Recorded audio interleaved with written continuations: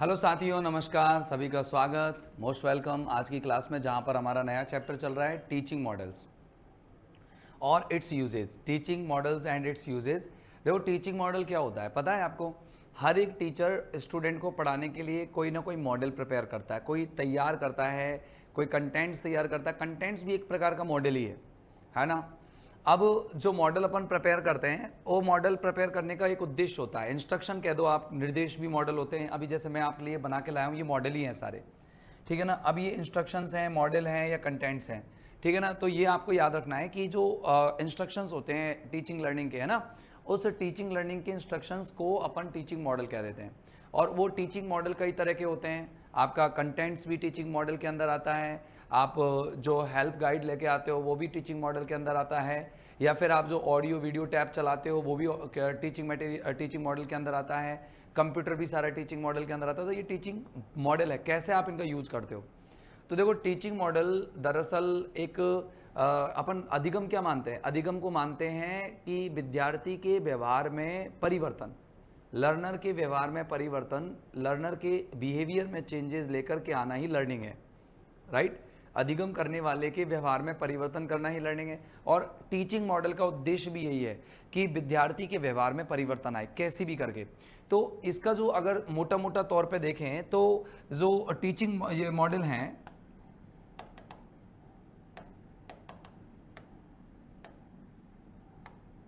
जो teaching models हैं ना आपके, वो टीचिंग मॉडल तीन बेस पर काम करते हैं। टीचिंग मॉडल्स तीन बेस पर काम करते हैं। इनका काम ही यही होता है, टीचिंग मॉडल्स का काम होता है। टीचिंग मॉडल्स क्यों यूज किए जाते हैं? पहली बात, ये ऑर्गेनाइज करने के लिए काम आता है। ऑर्गेनाइज टीचिंग, आपको जो टीचिंग ऑर्गेनाइज करनी है उसको ऑर्गेनाइज करने के काम आते हैं, कि टीचिंग को ऑर्गेनाइज करना या डिजाइन करना। डिजाइन करना, DESIGN, टीचिंग को डिजाइन करने में काम आता है, ऑर्गेनाइज करने में काम आता है। फिर चूज द राइट मटेरियल, कि सही मटेरियल चूज करने में काम आता है। चूज द राइट मटेरियल, कि आप यार एग्जैक्ट मटेरियल क्या चूज करें, राइट मटेरियल। एक सही मटेरियल को आपको चूज करना होता है, राइट मटेरियल्स चूज करने होते हैं, कि यार बच्चों को किस लेवल के बच्चों को पढ़ाने के लिए कौन सा मटेरियल चाहिएगा। तो ये टीचिंग मॉडल के अंदर आता है। दूसरा आता है गाइड, गाइड द स्टूडेंट्स या गाइड द लर्नर्स। लर्नर्स को गाइड करने में भी अपन को टीचिंग मॉडल्स काम में आते हैं। तो टीचिंग मॉडल्स का जो मेन यूज होता है, टीचिंग मॉडल्स क्यों यूज होते हैं, तो इसका मेन एम ये है कि भैया आपको टीचिंग कंटेंट्स को अगर डिजाइन करना है और ये ऑर्गेनाइज करना है, उसके लिए अपन को टीचिंग मॉडल्स की जरूरत पड़ती है। राइट मटेरियल्स को चूज करने के लिए टीचिंग मॉडल्स बनाने पड़ते हैं, और लर्नर्स को गाइड करना है तो भी टीचिंग आपको मॉडल्स तैयार करने पड़ते हैं। दरअसल टीचिंग मॉडल एक प्रकार का प्रेस्क्रिप्टिव है, एक सुझाव है। टीचिंग मॉडल एक प्रकार का सुझाव है और एक स्ट्रक्चर्ड इंस्ट्रक्शनल डिजाइन है। स्ट्रक्चर्ड मानी होता है ये स्टेप बाय स्टेप चलती सारी चीजें टीचिंग मॉडल के अंदर। तो ये होता है संरचित निर्देशनात्मक आप ये क्या है, डिजाइन है। दैट प्रोवाइड्स गाइडलाइन, जिसका काम है गाइडलाइन देना, टीचर्स को भी देना, जिससे कि वो अपने टारगेट्स को अचीव कर पाएं, गोल्स को अचीव कर पाएं, जो भी इसने एजुकेशनल अचीवमेंट बना रखे उन्होंने या टारगेट्स बना रखे। और उसके अलावा विद्यार्थियों को भी हेल्प करना। It includes clearly defined phases and strategies. ये बिल्कुल बहुत सिंपल और क्लियर कट स्ट्रेटजीज बताता है बेस्ड ऑन लर्निंग थ्योरी, जो अधिगम सिद्धांतों पर आधारित है। इसके अंदर कई सारी थ्योरीज अपन पढ़ने वाले हैं थोड़ा थोड़ा सा। तो देखो, एक बुक लिखी थी मॉडल्स ऑफ टीचिंग के नाम से, और ये दो बहुत फेमस लोगों ने लिखी थी। एक का नाम था ब्रूस जॉयसे, है ना, और मार्शा वेल।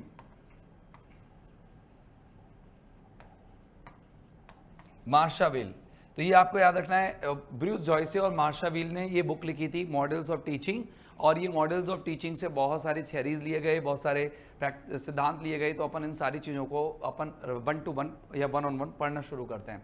तो दोस्तों देखो, इन्फॉर्मेटिव, सबसे पहले इसको अपन देखें कि क्या क्या स्ट्रेटजीज हैं, कौन कौन सी थ्योरीज हैं। तो वो थ्योरीज देख लो। सबसे पहली है इंफॉर्मेशन प्रोसेसिंग मॉडल्स, सूचना प्रक्रिया प्रारूप। सूचना प्रक्रिया प्रारूप कितने प्रकार के होते हैं, अपन को आगे भी पढ़ने वाले हमारे सिलेबस में क्या क्या है। तो देखो, सूचना जो प्रक्रिया होती है उसके इसका मतलब होता है कि मानसिक प्रोसेस कैसे होती है, जैसे कि आप तर्क कैसे लगाते हो, आप समस्याओं का हल कैसे करते हो, और आप अवधारणात्मक निर्माण कैसे करते हो, आप अवधारणाओं का निर्माण कैसे करते हो। तो इसमें कौन कौन से मॉडल्स यूज किए गए हैं, तो मॉडल देखो, एक तो एडवांस ऑर्गेनाइजर मॉडल, ये अपन के सिलेबस में है। एक है अपन का कॉन्सेप्ट अटेनमेंट मॉडल, एक अपन का इंडक्टिव थिंकिंग मॉडल, ये अपन के है।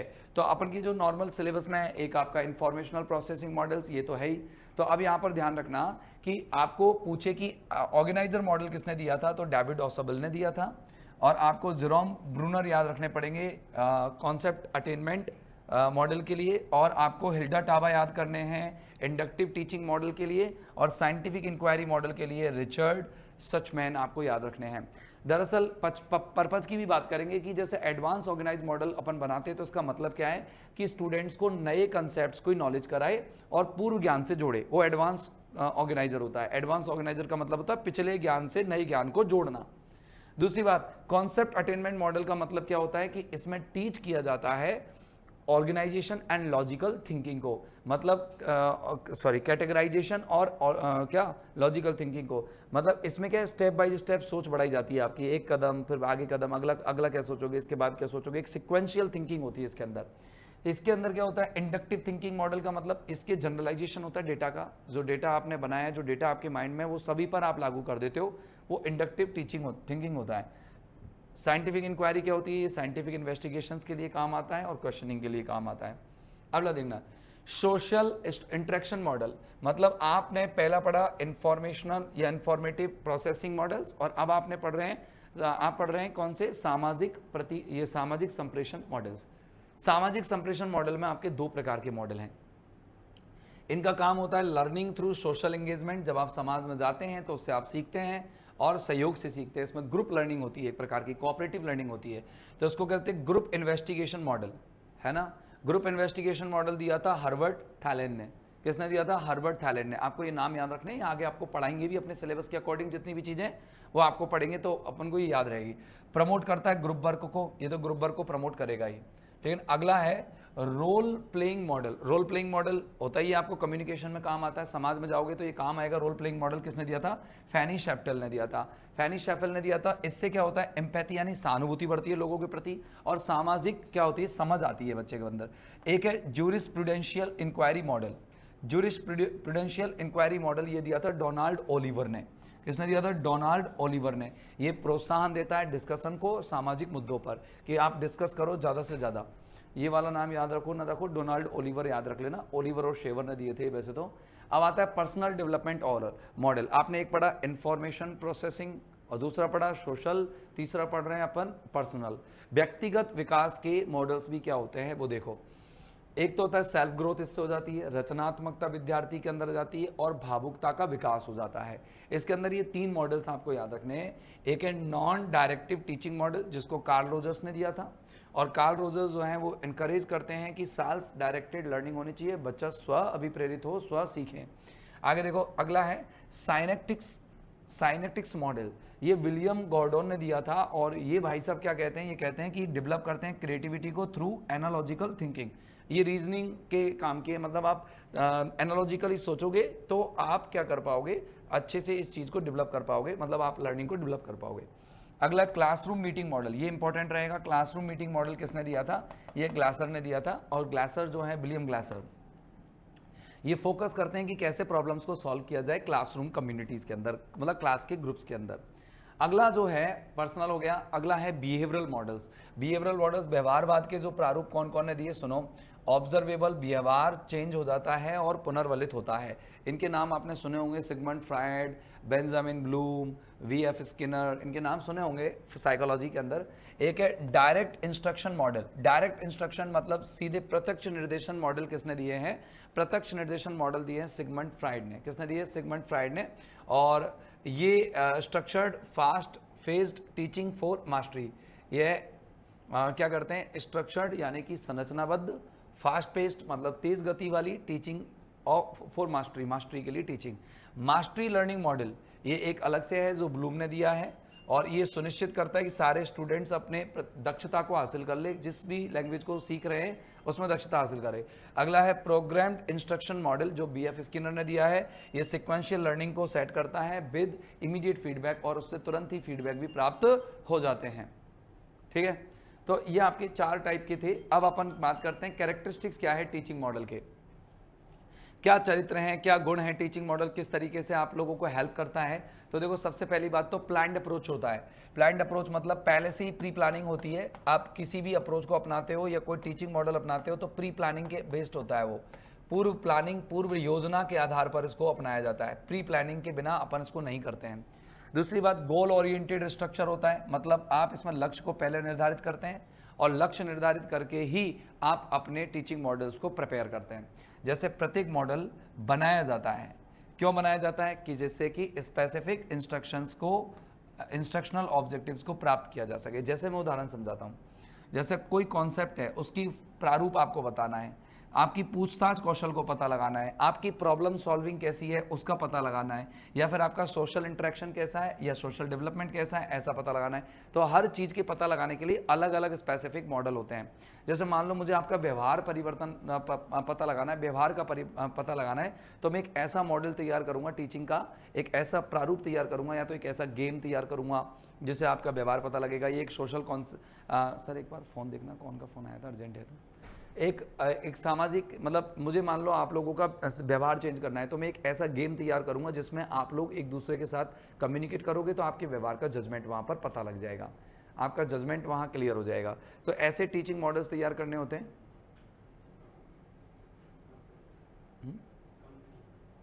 अच्छा, ऐसा पता लग जाता है कि भाई ये सिस्टम से चलेगा। इट अलाइंस टीचिंग स्ट्रेटजीज, ये टीचिंग स्ट्रेटजीज को अलाइन कर देता है, सेट कर देता है। टारगेटेड लर्नर आउटकम्स की, लर्नर के आउटकम्स क्या आने वाले हैं ये सेट कर देता है। मुझे तो मैं इंग्लिश लैंग्वेज बोलना सिखाना है, मतलब मेरा उद्देश्य यह है कि मैं ये सिखाऊं आप लोगों को कि इंग्लिश लैंग्वेज कैसे बोलनी है। तो मैं आप लोगों को ओरल टीचिंग तैयार करूंगा, ऐसे मॉडल तैयार करूंगा जो ओरल टीचिंग के हो। जैसे मैंने आपको खड़ा किया, मैंने कहा चलो एक काम करो, एक लेसन अपन एक छोटा सा एक ऐसे बोलते हैं, एक आप अपने बारे में समझाओ, आपका इंट्रोडक्शन दो, ऐसे कुछ मॉडल्स तैयार करूंगा, राइट। तो आप ओरल सही हो जाएगा। रिटन के लिए मैं रिटन मॉडल तैयार करूंगा। अलग अलग टीचिंग मॉडल तैयार करके आप अलग अलग तरह के पर्सपेक्टिव्स को सेट कर सकते हो। तो हमेशा गोल ओरिएंटेड होने चाहिए, प्री प्लान्ड होने चाहिए। फिर थ्योरी बेस्ड डिजाइन होनी चाहिए। ऐसे नहीं कि आप जैसी कई बार प्रैक्टिकल भी हो सकती है और थ्योरी भी हो सकती है, लेकिन टीचिंग मॉडल से आप अगर एनालिटिकल डेटा नहीं होगा आपके पास तो आप कैसे प्रूव कर पाओगे कि इस बंदे के अंदर लर्निंग चेंजेस आए हैं। इसीलिए आपके पास डेटा थ्योरी बेस्ड होना चाहिए, प्रैक्टिकल बेस्ड नहीं कि हाँ मैंने ऐसे देखा था, ये ऐसा कर लेगा वैसा कर लेगा, नहीं, आपके पास डेटा होना चाहिए, जभी तो मार्कशीट बनती है हमारी। अगर ऐसा होता कि आप लोग केवल व्यवहार से ही परिवर्तन, आप अपने क्लासेज चेंज कर लेते, स्टैंडर्ड चेंज कर लेते, तो फिर मार्कशीट ही नहीं बनती। मार्कशीट बनती है, आपको A ग्रेड दिया जाता है, B ग्रेड दिया जाता है, तो इससे आपका जो लर्निंग लेवल है वो पता लगता है, नहीं लगता। तो ऐसे टीचिंग मॉडल तैयार होते हैं। तो टीचिंग मॉडल जो है ग्राउंड किए जाते हैं, उनको तैयार किया जाता है मनोवैज्ञानिक और शैक्षणिक थ्योरीज पर, मनोवैज्ञानिक और शैक्षणिक थ्योरीज पर डिपेंड करके उसको बेस करके तैयार किया जाता है। बिहेवियरिज्म, कॉग्निटिविज्म और ह्यूमैनिज्म और कंस्ट्रक्टिविज्म, ये होते हैं इसके अंदर। व्यवहारवादिता होती है, संज्ञानवादिता होती है, मानववादिता होती है और निर्माणवादिता होती है। यानी कि व्यवहार को भी चेक करने के लिए अलग तरीके के टीचिंग मॉडल्स तैयार किए जाते हैं और थ्योरेटिकल होते हैं, है ना। संज्ञानात्मक के लिए मतलब किस तरह की अवधारणाएं उसके अंदर है, कितनी उसकी लर्निंग हुई है, और मानवता उसके अंदर कितनी है, सामाजिक व्यवहार कैसा है उसका, और निर्माणात्मक व्यवहार उसका कैसा है, कितना फॉर्मेटिव बच्चा है। आगे देखो, ये थ्योरेटिकल फाउंडेशन मेक करते हैं model scientific and research based. समझ रहे हो, अगर आप लोग टीचिंग मॉडल्स ऐसे तैयार करोगे ओरली ओरल, और आपके पास उसके डेवलपमेंट का, उसकी ग्रोथ का, लर्नर के नॉलेज का, लर्नर के ज्ञान का आपके पास अगर कोई डेटा नहीं है, तो ये आप नहीं प्रूव कर पाओगे कि इस बच्चे का अधिगम किस स्तर का है। यानी कि आप लोगों को टीचिंग मॉडल को थ्योरेटिकल रखना पड़ेगा, जिससे कि आप लोग साइंटिफिक डेटा तैयार कर सको। साइंटिफिक डेटा क्या होता है, एक बंदा है लैब में रिसर्च कर रहा है, उसने एक मेंढक फाड़ करके और उसके अंदर से तो देखा कि इसके अंदर इतनी तो अस्थियाँ होती हैं, इतने इनवर्टेब्रेट्स होता है कि वर्टिब्रेट्स होता है, उसने पूरा बिना लिखे बोल रहा है। अब वो बिना लिखे बोल रहा है, तो ऐसे कोई प्रूव ही नहीं कर पाया वो, जब तक वो एक एक चीज़ को खोलता है। उसको जब डिसेक्शन कर रहा था, जो फ्रॉग का डिसेक्शन कर रहा था, तो उस समय पर जो जो चीज़ें उसने फील की उसको नोट डाउन करता जा रहा है। उसके अंदर ऐसे उसने खोला, ऐसे उसमें इतनी चीज़ें मिली, उतनी चीज़ें मिली, तो वो नोट डाउन कर रहा है, तो दैट इज़ डेटा। तो वो डेटा आप उसका मॉडल है, उसका मॉडल है ये प्रूव करने के लिए कि जो फ्रॉग के अंदर क्या क्या होता है। ऐसे एक लर्नर के लिए लर्निंग कराने के लिए एक मॉडल तैयार करना पड़ता है। अब देखो आगे की चीज़ें, स्ट्रक्चर्ड फेजेस होते हैं इंस्ट्रक्शन के। मतलब आप जब सिखा रहे हो कोई चीज़, तो आप है ना पहले प्लान कर लो कि आप स्टेप बाय स्टेप सिखाओगे। जैसे मुझे मान लो आपको टेंस सिखाने हैं, तो टेंस सिखाने के लिए मैं सबसे पहले आप लोगों को हेल्पिंग वर्ब का नॉलेज कराऊंगा, फिर मेन वर्ब की नॉलेज कराऊंगा, फिर आपको टेंसेस के बारे में बेसिक जानकारी दूंगा, फिर जाकर के मैं प्रेजेंट इंडेफिनिट चालू करूंगा, राइट। ऐसा थोड़ी है कि सीधा प्रेजेंट इंडेफिनिट चालू कर दिया, नहीं। टीचिंग मॉडल हमेशा ऐसे तैयार होने चाहिए, इंस्ट्रक्शंस ऐसे तैयार हो, टीचिंग ऐसी तैयार हो। इंस्ट्रक्शन का मतलब अध्यापन माना करो, आप निर्देश माना करो, टीचर के द्वारा पढ़ाई जाने वाला कंटेंट्स माना करो। तो इंस्ट्रक्शन हमेशा स्ट्रक्चर्ड फेजेस में दिया जाना चाहिए। फेजेस मानी कदमों में, स्टेप्स में। देखो अधिकांश मॉडल्स स्टेप बाइज प्रोसीजर फॉलो करते हैं, जैसे कि सबसे पहले वो प्रेजेंटेशन करेंगे, कंटेंट्स का प्रस्तुतिकरण, जो हमने कंटेंट्स तैयार किया है उसका प्रेजेंटेशन होगा, फिर विद्यार्थी उसके अंदर एंगेज होगा, फिर उसकी प्रैक्टिस होगी या फिर और सर्च होगी उसके अंदर, फिर उसका मूल्यांकन होगा, राइट। पहले प्रेजेंटेशन, फिर विद्यार्थियों का इन्वॉल्वमेंट, फिर प्रैक्टिस होगी और फिर असेसमेंट होगा। ये हर चीज़ के अंदर होता है। पहले प्रिपरेशन होती है, फिर प्रेजेंटेशन होता है, फिर आप उसका एप्रिसिएशन या फिर आप उसका कुछ जो भी कंटेंट्स का जो भी कुछ कराना होता है वो कराते हैं, फिर फाइनली आप होम असाइनमेंट दे देते हैं। तो हमेशा प्रिपरेशन प्रेजेंटेशन ऐसा आता है। तो यहाँ पर प्रेजेंटेशन चालू होगी सबसे पहले कंटेंट्स की, क्योंकि आप प्री प्लान तो पहले ही कर चुके हैं। तो स्टेप बाय स्टेप चलता है। आप डिलीवरी की बात कर रहे हैं, इंस्ट्रक्शंस को कैसे डिलीवर किया जाए, तो पहले प्रेजेंटेशन होगा। प्रेजेंटेशन के बाद स्टूडेंट्स को इंगेज करेंगे अपन, बार बार उनसे फीडबैक लेंगे। फीडबैक लेने के बाद में अपन उनको प्रैक्टिस करवाएंगे कि आप हमने जो सिखाया आप उसको प्रैक्टिस करो, और फिर बाद में उसको असेसमेंट देंगे, उसका मूल्यांकन करेंगे। वो आपको पता है 2 तरह के मूल्यांकन होते हैं मेनली, एक तो होता है फॉर्मेटिव असेसमेंट, एक होता है समेटिव असेसमेंट। दिस स्ट्रक्चर, ये जो संरचना है वो मदद करती है दोनों चीज़ों के लिए, टीचर्स के लिए और लर्नर्स के लिए, जिससे कि वो ऑर्गेनाइज कर पाते हैं अपने लर्निंग प्रोसेस को। एक सिस्टम से ऑर्गेनाइज करना बहुत ज़रूरी होता है। तो पहली चीज़ तो प्लान्ड होनी चाहिए, ठीक है ना। पहले टीचिंग मॉडल क्या होने चाहिए, प्लान्ड होने चाहिए, प्री प्लान्ड कह दो, प्लान्ड कह दो। अगला है गोल ओरिएंटेड होने चाहिए। तीसरा अपन ने अभी पढ़ा, ये पढ़ा तीसरा कि थ्योरी बेस्ड होना चाहिए, और चौथा उसके स्टेप बाय स्टेप सेट होने चाहिए, स्ट्रक्चर्ड फेज होने चाहिए। अगला है defined teacher and learner roles. इसमें ये क्लियर होना चाहिए टीचिंग मॉडल की टीचर का रोल क्या है। कई बार ऐसे टीचिंग मॉडल तैयार करते हैं, हमने कम्युनिकेटिव अप्रोच तैयार की, मान लो एक ऐसा मॉडल तैयार किया जो विद्यार्थियों को रियल लाइफ सिचुएशन में अपन को कम्युनिकेशन कराना है। तो एक सिचुएशन तैयार की, एक होटल तैयार किया, मतलब एक कुछ कैरेक्टर्स बनाए, जिसमें एक होटल का वेटर था, एक होटल का मैनेजमेंट था और एक कस्टमर था। ये 3 लोग बना दिए, कम्युनिकेशन करवाना है मुझे, राइट। तो ये टीचर का रोल उसको पता होना चाहिए कि इस मॉडल में मैं केवल एक फैसिलिटेटर हूँ, मैं केवल एक सर्विस प्रोवाइडर हूँ, मैं इसका अंदर इन्वॉल्व नहीं रहूँगा। हो सकता है मैं कोई रोल प्ले कर लूँ, लेकिन मैं इसके अंदर इन्वॉल्व नहीं रहूँगा। Students are free to speak and to communicate. विद्यार्थी बिल्कुल स्वतंत्र है कि वो अपने आप से एक दूसरे से बात कर सकता है और एक दूसरे से कम्युनिकेट कर सकता है, संप्रेषण कर सकता है। आगे देखिए, defined teachers and learners roles. इसमें क्या होता है, प्रत्येक मॉडल प्रेस्क्राइब करता है, सुझाव देता है प्रत्येक model, how teachers and students interact, की टीचर्स और स्टूडेंट्स कैसे इंटरेक्ट करते हैं, कैसे एक दूसरे से अपना टीचिंग लर्निंग प्रोसेस को कंटिन्यू रखते हैं। अगर डायरेक्ट इंस्ट्रक्शंस में देखें, अपन प्रत्यक्ष निर्देशन में देखें, तो टीचर डोमिनेंट होता है। अगर देखें तो अगर डायरेक्ट इंस्ट्रक्शंस की बात करें तो टीचर डोमिनेंट होता है, टीचर मेन होता है, टीचर सेंटर्ड मॉडल्स होते हैं मैक्सिमम। और इंक्वायरी बेस्ड मॉडल्स की बात करें, इंक्वायरी बेस्ड, अगर डायरेक्ट इंस्ट्रक्शंस की बात करें तो टीचर बेस्ड हो गया। और इंक्वायरी बेस्ड मॉडल्स की बात करें, इंपॉर्टेंट है ये, इंक्वायरी बेस्ड मॉडल की बात करें तो ये स्टूडेंट एक्सप्लोर करता है, जबकि टीचर फैसिलिटेट करता है।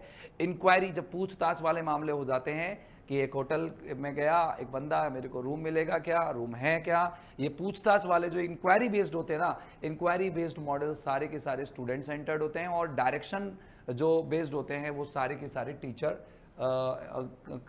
सेंटर्ड होते हैं। अब बात करते हैं रिप्लीकेबल। रिप्लीकेबल मानी प्रतिदर्पित, एंड जनरलाइजेबल, मतलब ऐसे मॉडल होने चाहिए जो मतलब सिमिलर हों, फैमिलियर हों एक दूसरे से, टीचर और लर्नर के लिए, और दूसरी बात जनरलाइज हों, सभी बच्चों पर एक जैसे काम कर जाएं। Models are design to be reproducible in different settings and for various content areas.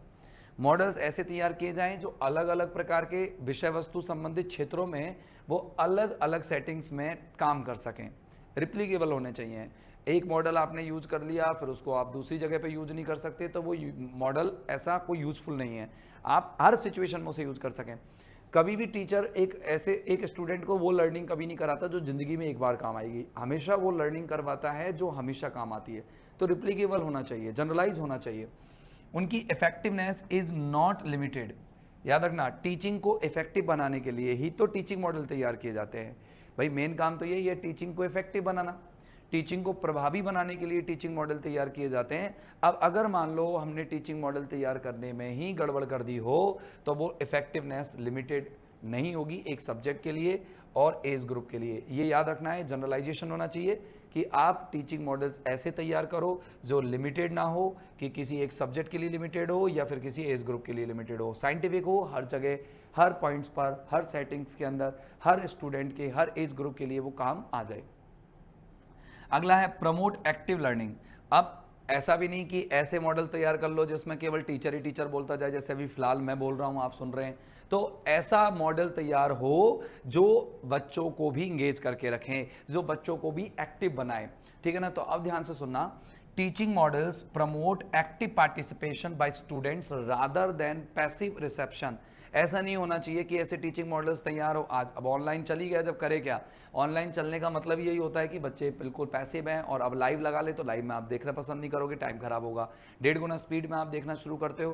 क्यों? क्योंकि आपको लगता है कि चीज़ों को, कंटेंट्स को ग्रेस्प करो, बस ग्रेस्प करो, चीज़ों को समझ करके क्वेश्चनियर करना, क्रॉस क्वेश्चन करना, ये हमारे नहीं है। तो हम इस तरह की प्लानिंग मॉडल कर ही नहीं पा रहे हैं, ऐसे प्लान कर ही नहीं पा रहे मॉडल जो आप लोगों को इन्वॉल्व कर सके अच्छे से। तो वैसे तो प्रमोट करना चाहिए एक्टिव लर्निंग हो। Most models encourage interaction. अधिकांश मॉडल जो हैं इंटरेक्शन को एनकरेज करते हैं। अधिक छात्र और टीचर के बीच में इंटरेक्शन हो, एक्सप्लोरेशन हो एंड कोलैबोरेशन हो, ग्रुप में सहयोग हो। आगे देखो, असेसमेंट एंड फीडबैक, ये बहुत ज़्यादा ज़रूरी चीज़ है। असेसमेंट एंड फीडबैक होना चाहिए मॉडल्स के अंदर। जितने भी मॉडल्स हैं उनके अंदर इंक्लूड होना चाहिए कि समाकलित रूप से फॉर्मेटिव या फिर समेटिव असेसमेंट्स मैकेनिज्म हो। समझे? कोई भी मॉडल तैयार किया हो, मॉडल सिर्फ टीचिंग बेस्ड नहीं होना चाहिए, उसके अंदर फीडबैक और उसके अंदर असेसमेंट जरूर होना चाहिए, है ना। अगर मैंने कुछ पढ़ाया और आप लोग सिर्फ पढ़ते चले गए तो नींद आ जाएगी, सो जाओगे, मन नहीं करेगा। लेकिन अगर आप लोगों से मैं बीच बीच में फीडबैक लेता रहा कि भाई ये बताना यार, जरा ये बताना यार, अच्छा ये सही है क्या, मैंने बोला तो सही है क्या, तुम्हारे समझ में आ गया क्या, तो फीडबैक लेते रहोगे तो ठीक रहेगा। और लास्ट में मैं चलो 5 क्वेश्चन दे रहा हूँ, करके दिखाना। तो ये असेसमेंट और फीडबैक आपको लेते रहने पड़ेंगे, जब जाके टीचिंग मॉडल्स सही प्रूव होंगे। फीडबैक इज क्रूशियल, फीडबैक बहुत ज़्यादा इंपॉर्टेंट होता है रिइंफोर्समेंट देने के लिए, पुनर्वलन के लिए, करेक्शन सुधारों के लिए, एंड और गाइडेंस और सहयोग के लिए। ये जरूरी लाइन आपको याद रखनी है कि फीडबैक बहुत ज़रूरी होता है, किसके लिए, पुनर्वलन के लिए, करेक्शन के लिए और गाइडेंस के लिए। आगे देखो, एनकरेज करता है हायर ऑर्डर थिंकिंग को, है ना। ज़्यादातर मॉडल जो होते हैं वो स्पेशली इंक्वायरी बेस्ड होते हैं या फिर इंडक्टिव होते हैं, थिंकिंग को विकसित करते हैं। लेकिन जूरिस्प्रूडेंशियल इंक्वायरी को विकसित करते हैं, are designed to promote analysis, evaluation and synthesis, not just memorization. जितने भी टीचिंग मॉडल तैयार होने चाहिए वो केवल ऐसा नहीं रटने के लिए हो, बल्कि बच्चे की क्रिटिकल थिंकिंग को ग्रोथ देने के लिए हो, लर्नर की क्रिटिकल थिंकिंग बढ़े, जूरिस्प्रूडेंशियल इंक्वायरी बढ़े, उसको बच्चे के अंदर ऐसे थॉट्स डेवलप हों जिससे कि बच्चा उसमें क्रॉस वेरीफाई कर सके, इंडक्टिव थिंकिंग बढ़े। इंडक्टिव थिंकिंग का मतलब होता है कि वो अलग अलग पहलुओं से एक सिस्टमेटिकली सोच सके, और एक क्या हो, स्पेशली इंक्वायरी, मतलब खास तौर से इंक्वायरी बेस्ड हो, बच्चे पर सेंटर्ड हो। ऐसी थ्योरीज होनी चाहिए, ऐसे मॉडल्स होने चाहिए। अडेप्टेबल हो, समायोजित हो, फ्लेक्सिबल हो, हर सिचुएशन में आपके सेट हो जाए, रिप्लीकेबल कह सकते हो आप इन्हें। तो देखो दो हालांकि स्ट्रक्चर्ड होते हैं ये। Models allows adaptation based on students, वो समायोजन अलाउ कर देते हैं विद्यार्थियों की नीड की आवश्यकता पर या नीड उनकी आवश्यकता के आधार पर, कंटेंट की जटिलता के आधार पर और क्लासरूम के कॉन्टेक्स्ट के आधार पर, किस कैसा कॉन्टेक्स्ट चल रहा है उसमें वो फ्लेक्सिबल हो जाते हैं। थोड़े थोड़े अपन टीचिंग मॉडल्स को चेंज कर सकते हैं, उनके अंदर हल्का सा सुधार या हल्का सा कमी ला सकते हैं अपन। अडेप्टेबल होना चाहिए। बेनिफिट्स क्या हैं अगर आप टीचिंग मॉडल्स को यूज करते हैं तो उसके बेनिफिट्स क्या हैं? पहली बात, स्ट्रक्चर और क्लैरिटी इंस्ट्रक्शंस में आ जाती है। अगर मैं ये टीचिंग मॉडल नहीं लेकर के आता तो मैं जाने क्या क्या भूल जाता, पढ़ाना ही भूल जाता। अगर मेरे पास ये टीचिंग मॉडल नहीं होता तो अपन इतना सारा कंटेंट्स माइंड में सेटअप एक सिस्टमेटिकली नहीं रख सकते। तो मॉडल तैयार करके लाया मैं, मॉडल तैयार करके लाने के बाद मुझे आपको क्या क्या बताना है सब पता है, राइट।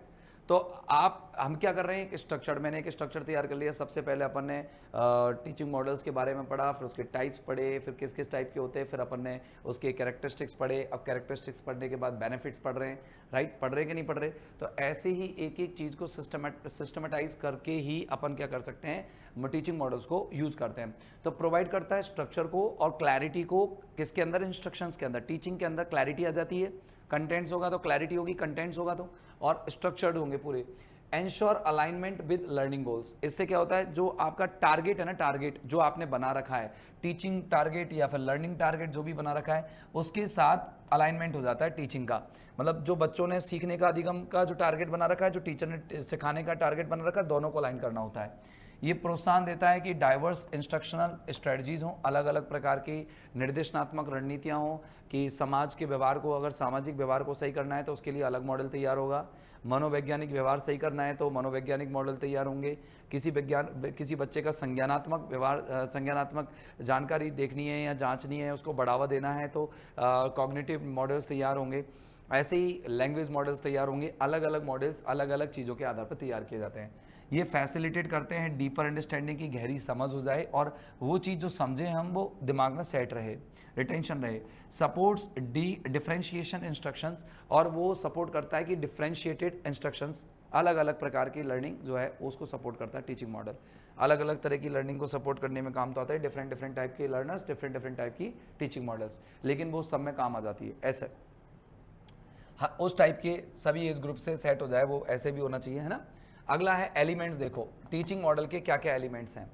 तो मेनली तो 4 एलिमेंट्स होते हैं, बाकी का अपन एलिमेंट्स देखते हैं कौन कौन से एलिमेंट्स हैं। तो देखिए, each teaching model includes 4 core elements. 4 core elements होते हैं, 4 कोर एलिमेंट्स होते हैं जो गाइड करते हैं इट्स स्ट्रक्चर एंड फंक्शन को। देखो सबसे पहले फोकस, पहले तो गोल्स, आपके जो गोल्स हैं या ऑब्जेक्टिव्स हैं उस पर फोकस होना चाहिए। आप मॉडल बनाते समय ये ध्यान रखें कि हमारा लक्ष्य क्या है, हमारा उद्देश्य क्या है, बच्चे को क्या सिखाना चाहते हैं हम। तो देखो परिभाषा क्या है इसकी, प्राइमरी एम और learning outcome that the model is design to achieve. ये क्या होता है, फोकस क्या होता है, ये प्राथमिक उद्देश्य होता है, ये प्राथमिक उद्देश्य होता है और अधिगम का प्रमाण होता है। ऐसे अधिगम का प्रमाण या आउटकम होता है जो कि that model is design to achieve, कि जिस रूप के लिए, जिस चीज़ के लिए मॉडल को डिजाइन किया जा रहा है, जिस चीज़ को प्राप्त करने के लिए मॉडल डिजाइन किया जाता है, उसका प्राइमरी एम, प्राथमिक एम, फोकस किस चीज़ पर फोकस है तुम्हारा, कि बच्चे की स्पीकिंग स्किल कमज़ोर है तो मेरा फोकस उस पर है, बच्चे की लिसनिंग स्किल कमज़ोर है तो बच्चे का इसका ये इस चीज़ पर फोकस है तो मैं उस पर मॉडल बनाऊंगा। ऐसे टैप रिकॉर्डिंग बनाऊंगा या ऐसे ऑडियोज़ बनाऊंगा जो बच्चे का लिसनिंग अच्छा हो, मैं उसको अल्फाज बहुत अच्छे से सेट करके, प्रोनाउंसिएशन अच्छा करके तब बोलूँगा। पर्पस देखो, ये गाइड करता है सिलेक्शन ऑफ कंटेंट, कंटेंट के सिलेक्शन के लिए गाइड करता है, स्ट्रेटजीज के लिए और असेसमेंट मेथड के लिए भी हमें गाइड करता है। मतलब अगर आपने फोकस अच्छे से किया है तो हमें मार्गदर्शन मिलेगा कि हम कंटेंट्स कौन सा सिलेक्ट करें। फोकस आपका है तो उसी हिसाब से कंटेंट सिलेक्ट करें, फिर रणनीतियाँ बनाएं कि बच्चे को कैसे सिखाना है, और फिर असेसमेंट के आगे उसका मूल्यांकन कैसे करना है।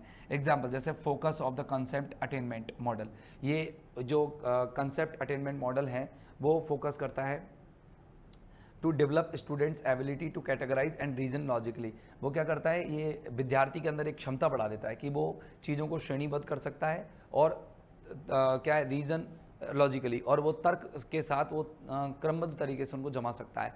तो अगर कैटेगराइज करना और जमाने की अगर मुझे क्षमता विकसित करनी है बच्चे के अंदर, तो कौन सा मॉडल उसको सिखाना पड़ेगा, वो है कॉन्सेप्ट अटेनमेंट मॉडल। तो अपना organiser model, concept attainment model, ये सारे अपन मॉडल पढ़ेंगे इन्फॉर्मेटिव। तो ये सारे मॉडल जब पढ़ेंगे ना अपन, तो उनमें अपन को समझ में आएगा ये मॉडल होते क्या है। तो देखो सिंटैक्स, सिंटैक्स का मतलब जानते हैं? सिंटैक्स का मतलब आप स्टेप समझा करो, स्टेप्स या step by step, step by step. तो ये एलिमेंट है इसका कि आप फोकस करें फिर स्टेप बाय स्टेप चलें, पहला फोकस फिर स्टेप बाय स्टेप। तो देखो सीक्वेंस ऑफ इंस्ट्रक्शनल स्टेप और फेजेस दो which the model is implemented, कि जिनके माध्यम से मॉडल को थ्रू विच है, जिनके माध्यम से मॉडल को लागू करना है, जिसके माध्यम से प्रारूप को लागू करना है, उन स्ट्रक्चर्स, उनको क्या स्ट्रक्चर में सेट कर दो कि पहला ये फिर ये फिर ये फिर ये, मुझे पहला ये काम करना है, फिर ये काम करना है, फिर ये काम करना है। जैसे आपने पता, मुझे नहीं पता साइकोलॉजी में वो किसका सिद्धांत था कि एक बिल्ली को पिंजरे में बंद कर दिया जाता है और एक सिस्टम से उसको लर्निंग सिखाई जाती है, अधिगम सिखाया जाता है। एक मॉडल तैयार किया, पिंजरे में बिल्ली रख दी और बिल्ली रख करके, और बिल्ली को लीवर वाला पिंजरा था और बिल्ली कोई एक्टिविटी नहीं दिखाई दी, बिल्ली ने खूब हाथ पाँव मारे, पिंजरा नहीं खुला, कोई दिक्कत नहीं है। फिर बाहर मछली रखी गई, बिल्ली मछली देख करके और उसको खाने के लिए वो पिंजरे में बार बार इधर उधर हाथ पैर मारने लगी, कुछ नहीं हुआ। फिर दोबारा मछली रखी गई तो फिर उसने हाथ पैर मारा तो एकदम लिवर खुल गया, लिवर पे बटन दबा, बटन दबते ही वो पिंजरा का ढक्कन खुला, वो बाहर निकली, खा लिया, फिर दोबारा बंद कर दिया उसमें। अब बिल्ली बार बार उसी जगह पर अपना पैर मार रही थी जिस जगह पर वो लिवर था। तो फिर जैसे ही वो पैर पड़ते ही लिवर खुलता, फिर वो बिल्ली को इतनी प्रैक्टिस हो गई कि वो वापस से लिवर पर पैर डालती थी और वो अपने आप खिल जाता था। तो ये लर्निंग एक स्टेप बाय स्टेप हुई, स्ट्रक्चर में हुई। तो देखो provide a systematic procedure for both teacher and student, दोनों के लिए सिस्टमेटिक प्रोसीजर देता है। देखो एडवांस ऑर्गेनाइजर मॉडल के कुछ चीज़ें हैं, जैसे प्रेजेंटेशन होगा किसका, ऑर्गेनाइजर का, फिर लर्निंग मटेरियल्स का, फिर कॉग्निटिव ऑर्गेनाइजेशन होगा। ये अपन बाद में कर लेंगे, इसको कोई दिक्कत नहीं है। सोशल सिस्टम होता है, सपोर्ट सिस्टम, सोशल सिस्टम, ऐसे अपन कई सारे सिस्टम पढ़ेंगे। जैसे एक पढ़ेंगे अपन प्रैक्टिस रिएक्शन वाला, प्रैक्टिकल रिएक्शन वाला, ये अपन पढ़ेंगे, है ना। तो अपन ऐसे कई सारे पढ़ेंगे, प्रेजेंट, है ना। ठीक है, देखो डेफिनेशन देखो, सोशल सिस्टम का डेफिनेशन देखो, क्लासरूम इंटरेक्शन पैटर्न हो। सोशल सिस्टम से समझ गए, ग्रुप सिस्टम मतलब ग्रुप में सीखेगा बच्चा। Role of teacher and students, level of control and authority, ये सब किसके अंदर आता है, सोशल सिस्टम के अंदर आता है। ये डिटरमाइन करता है कि क्या मॉडल जो है, जो टीचर ने डायरेक्ट किए हैं, वो स्टूडेंट सेंटर्ड है, कोलैबोरेटिव हैं या नहीं है, इंक्वायरी बेस्ड होने चाहिए। कहने का मतलब सोशल सिस्टम में इंक्वायरी बेस्ड मॉडल होने चाहिए। तो देखो इनडायरेक्ट इंस्ट्रक्शन में क्या होता है, टीचर कंट्रोल करता है। और ग्रुप इन्वेस्टिगेशंस क्या होते हैं, ग्रुप में इन्वेस्टिगेशंस होते हैं, वो स्टूडेंट्स मोर कंट्रोल ले लेता है। ग्रुप डिस्कशंस को, ग्रुप इन्वेस्टिगेशंस को अपन इंक्वायरी बेस्ड कह सकते हैं। तो सोशल सिस्टम तभी सेट होगा जब इंक्वायरी बेस्ड मॉडल तैयार किए जाएंगे, जिसमें विद्यार्थी बढ़ चढ़ करके फीडबैक देगा और इसके बाद असेसमेंट के आपके इंक्वायरीज भी वो हैंडल करेगा। सपोर्ट सिस्टम क्या होता है, सपोर्ट सिस्टम में सहारा मिलता है। आप कई सारे सहारे यूज कर सकते हो, आप टेप रिकॉर्डर्स, ऑडियो विजुअल, सब बहुत सारे चार्ट्स वगैरह सब सेट आप कर सकते हो। बहुत सारे सपोर्टिव मोड होते हैं, बहुत सारे सपोर्टिव रिसोर्सेज होते हैं। तो देखो कई सारे रिसोर्सेज हैं, कई सारे टूल्स हैं, कई सारे मटेरियल्स हैं, कई सारी कंडीशंस हैं, उनको अपन नीड होती है कि वो मॉडल को इफेक्टिवली इंप्लीमेंट करने में काम आते हैं। तो वही सपोर्ट सिस्टम कहलाता है। मान लो मुझे बच्चे को विजुअल के माध्यम से कुछ चल रहा है, उसके साथ मुझे लाइव कुछ करवाना है, कि जैसे कुछ चल रहा है और चलते चलते वो बोल रहा है और वो जो दिख रहा है उसको वो बोल रहा है, उसको एक्सप्लेन करने की कोशिश कर रहा है। तो मैं उसके सामने वीडियो चलाऊंगा, मैं उसको खुद एक्सप्लेन करके बताऊंगा, बच्चा उसको एक्सप्लेन करेगा। तो that is also a model, है ना। सपोर्टिव मॉडल मैंने यूज़ किया। तो एंश्योर करता है that the environment and material support learning, जैसे चार्ट्स यूज़ कर लेगा, कॉन्सेप्ट्स के मैप्स यूज़ कर लेगा, लैब के इक्विपमेंट्स यूज़ कर लेगा, वर्कशीट्स यूज़ करेगा, विजुअल एड्स यूज़ करेगा, डिजिटल टूल्स यूज़ करेगा। ये हो गया। एक है principle of reaction, practical of reaction में बता था। प्रिंसिपल ऑफ रिएक्शन है टीचर का रिस्पॉन्स, ये टीचर की रिस्पॉन्स स्ट्रेटजी है, टीचर कैसे जवाब देगा। डेफिनेशन देखो, गाइडलाइन, ये एक प्रकार की गाइडलाइन होती है कि कैसे टीचर को रिएक्ट करना है जब स्टूडेंट में व्यवहारगत या फिर अधिगम से संबंधित कोई परिवर्तन आए during the models implementation, model के क्रियान्विति के समय पर। जैसे मान लो मैंने कोई तुम्हें सिखाया, तुम सीख गए, तो मैं कैसे रिएक्शन करूँ, good, not so good, well, well done, excellent, outstanding, मैं कैसा रेस्पॉन्स आपको दूँ, कैसा रीइंफोर्समेंट दूँ, that is called principle of reaction. Purpose देखो, हेल्प करता है गाइड करने के लिए स्टूडेंट्स को, जिससे कि वो थिंक कर सके और चीज़ों को मेंटेन कर सके। भाई अगर मैं आपको कोई रेस्पॉन्स नहीं दूंगा तो रिस्पॉन्स नहीं दूंगा तो ऐसा लगेगा मैंने जो मॉडल फॉलो किया है उससे तुम लोगों को कुछ ज़्यादा फायदा नहीं मिला, और तुमने जो पढ़ा उससे तुम मुझे रिस्पॉन्स दे रहे हो तो मैं उसको ज़्यादा इफेक्टिव, मेरे ऊपर उससे ज़्यादा इफेक्ट नहीं पड़ रहा है। तो अगर मॉडल की इंटेग्रिटी को, इंटेग्रिटी होती है सच्चाई, अगर मॉडल की प्रामाणिकता को सिद्ध करना है, मॉडल की ऑथेंटिसिटी को सिद्ध करना है, तो बच्चे को मेंटेन करना आना चाहिए क्या, बच्चे को मेंटेन करना आना चाहिए क्या उसकी लर्निंग को, है ना, और उसके आंसर्स को हम लोग दे सकें। In the inquiry model, inquiry model के अंदर टीचर एनकरेज करता है कि क्वेश्चन करें बच्चे और अवॉइड करें गिविंग डायरेक्ट आंसर, सीधा डायरेक्ट आंसर ना दें, घुमा फिरा करके क्वेश्चन करके आंसर दें। ये होता है क्या आपका प्रिंसिपल ऑफ रिएक्शन। एप्लीकेशन देखो, वैसे तो 4 होते हैं, 4 तो हमारे हो गए, है ना। Use in real life and classroom setting, आप जितना मॉडल पढ़ लिए हो, जिन मॉडल से मैंने आपको पढ़ाया है, उस पढ़ी हुई ज्ञान को आप क्लासरूम में और अपने सामाजिक व्यवहार में या जीवन में, असली जीवन में उसको काम में ले सकें। डेफिनेशन देखो, डिस्क्राइब करता है कि कहाँ, कब और कैसे मॉडल को क्या किया जा सकता है, अप्लाई किया जा सकता है, ठीक है ना। इंडिकेट करता है कि मॉडल का जो संबंधता है वो अक्रॉस सब्जेक्ट्स, अलग अलग सब्जेक्ट्स में है, ग्रेड लेवल्स पर है, लर्निंग ऑब्जेक्टिव्स को हासिल करने के लिए है। एग्जाम्पल देखो, जैसे जूरिस प्रूडेंशियल जो इंक्वायरी मॉडल होता है वो इज आइडियल फॉर सब्जेक्ट्स, वो सब्जेक्ट्स के लिए आइडियल है। जैसे कौन कौन सी, सोशल स्टडीज़ है या मॉरल एजुकेशन है, नैतिक शिक्षा और सामाजिक अध्ययन के लिए ये इंपॉर्टेंट। अब जैसे सामाजिक अध्ययन में कोई भी मॉडल तैयार किया जाएगा तो वो मॉडल्स किसके अंदर आएगा, जूरिस प्रूडेंशियल इंक्वायरी मॉडल के अंदर आएगा। तो जैसे सामाजिक विज्ञान में कोई भी चीज़ पूछते, सर ऐसा युद्ध क्यों हुआ था, सर ये किसने किया था, ये कैसे कैसे हुआ था, अब मैं मॉडल तैयार करके लाया, महाराणा प्रताप है, ये वो है, और ये युद्ध हुआ और ऐसा हुआ, या कोई मैप ले आया मैं उसमें बताने के लिए। तो बहुत सारी चीज़ें, समाज के बारे में बताया, एक परिवार बता दिया मैंने, ये परिवार है, उससे रिलेशन बारे बताई, नैतिक चीज़ों के बारे में बता रहा हूँ। तो ये क्या होता है, कहानियाँ बता रहा हूँ। तो ये सारे के सारे जो होते हैं वो आप लोगों के एलिमेंट्स होते हैं टीचिंग मॉडल के।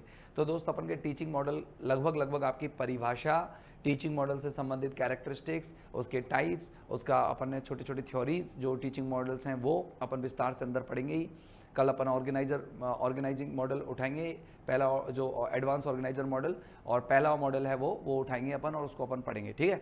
या पहले अपन इन्फॉर्मेटिव उठा लेंगे, देख लेंगे अपन कौन सा उठा दें, और उसके आज जो है आपको टीचिंग मॉडल्स बताए, इनको आप एक बार ओवरव्यू कीजिएगा, रिव्यू कीजिएगा। मुझे उम्मीद है कि आपको ये क्लास थोड़ी बहुत हिंट और हेल्प जरूर देगी। आज के लिए दोस्त इतना ही, फिर मिलते हैं अगले एपिसोड में। तब तक के लिए have a nice time, good day, goodbye, thank you very much, bye bye.